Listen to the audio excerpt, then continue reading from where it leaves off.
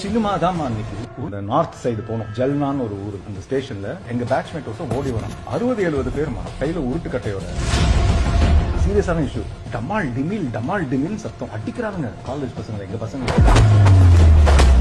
மேல பர்த்ல ரெண்டு அடிச்சோன்னா என்ன அடிக்கிறேன்னு சொல்லிட்டு 2 பர்த்லயும் கை வச்சுட்டு அங்க ஒரு கிக்கு ஒருத்தன, அவ்வளவுதான். 50-60 பேர் உருட்டு கட்டையோட துரத்திட்டு வராங்களாம். டமால் டிமில் சத்தமா.